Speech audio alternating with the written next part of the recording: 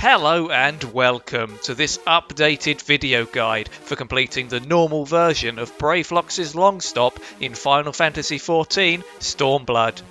My name is TSDS, and in this video you'll learn everything you need to know to get some cheese.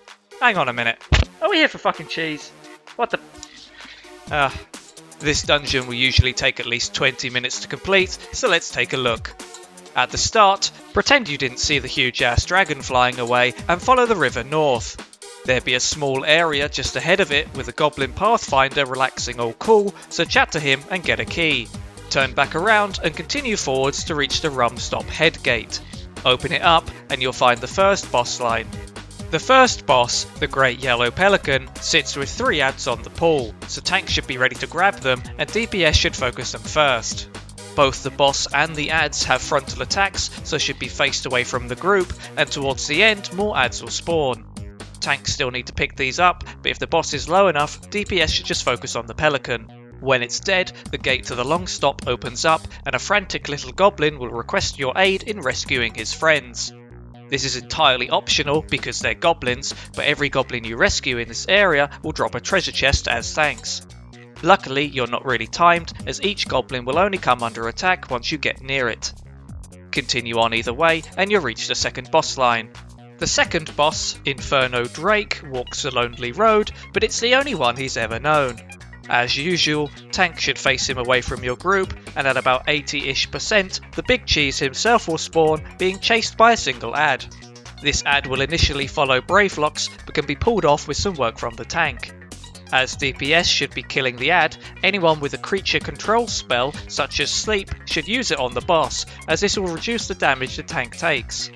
Unfortunately, the success of this depends upon your tank noticing, but it's a nice little trick when it works. When it's dead, swap back to the boss. For the rest of the fight, Brayflox might decide to come hang out with a random player. This will trigger the Drake's hatred for his crippling loneliness, making him breathe fire at the goblin. This of course means you should run away from Brayflox if he comes to you, but I encountered no problems from simply ignoring this mechanic. After the fight, you'll find yourself in the water gush. This large area of wetland is heavily populated with trash, both stationary and patrolling, so let the tank go first and be careful not to pull anything extra. There's no way you'll get through this area without a lot of fighting, so just hug the right as this is the most direct path to the boss. For tanks, people are going to unknowingly pull a lot of patrols, so stay on your toes. It's still all pretty easy, so don't worry too much, and eventually you'll arrive at the next boss line. The second boss, Hellbender, is about to have his day ruined. As he has frontal attacks, tanks should face him away as usual. He'll occasionally spit a poo ball at a random player for small damage, but will also periodically trap a non-tank in a queer bubble. This bubble just applies a bunch of debuffs, so DPS should keep on top of breaking people out. Fortunately, if you get bubbled, you can actually attack it as well. At about 20%, a dragon comes down and gobbles the boss up. Everyone needs to swap to the dragon, and at about 70% it'll fly away.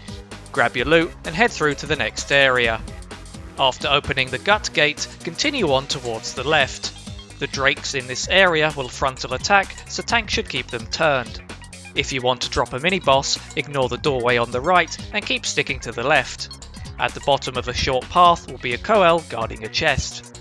Just avoid its AoE attacks and you might get lucky with some loot. Either way, head back to that cave entrance to get to the last boss line. The final boss, Aiatar, is the huge dragon you've encountered earlier.